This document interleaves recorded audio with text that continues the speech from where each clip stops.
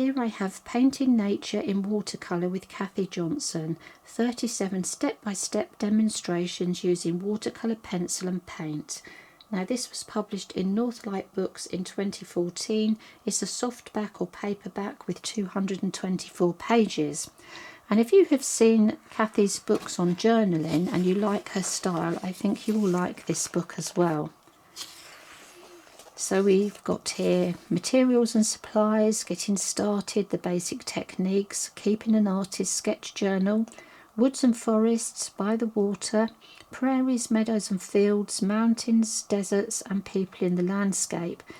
Now we have an introduction and we have a big list of things. It says what you need, but don't worry, don't panic. You are not going to need every single thing for every single little exercise that you want to try. So if you're just starting out and you don't have many supplies, don't rush out and buy every single paper, every single colour. Read through the exercise and see what you need for that particular exercise, and then you can gradually add to your collection of paints and papers. Materials and supplies, choosing the right watercolour pencils, choosing the right paper, the right brushes. So all your basic stuff is here at the beginning. Working with coloured papers, prepping for mixed media, so we've got adding ink and combining textures, working on the spot, tools for travel,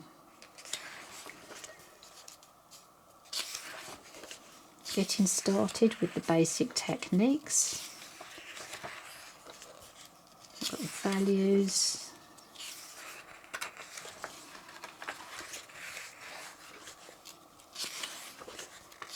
dealing with shadows. So it's quite detailed but very easy to read once you're working through. I think at the beginning, if you're completely new, you need to stop at the beginning and work through the basic parts, because it's all stuff you need to know if you're new to art and creating a journal. And here we have chapter 3, keeping an artist's sketch journal. So how to get started on keeping a journal. Learning from your art, bird watching, travel journal. And then we move on to woods and forests, leaves and bark.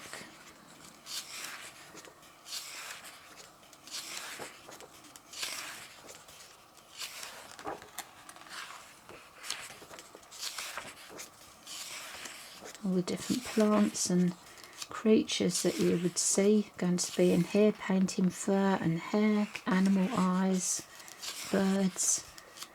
We've got the water here, by the water, reflections,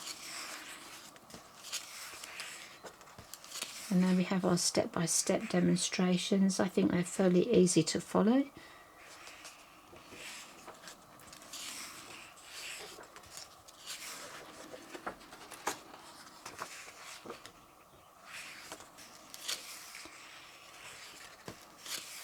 So it does show you here for each demonstration the actual paper you will need and the colours, so you don't need every single thing.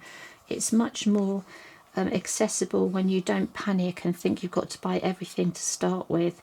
So I'd pick out your demonstrations that you want to do and just get the relevant materials, and then as you progress you can just add different bits and pieces.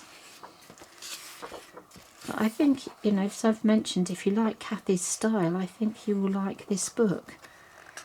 Everyone has their favourite artists. I do think this is a nice book on nature journaling to start with. It does, to me, seem to have everything that you might need. We've got a variety of actual subjects and we have a variety of different materials.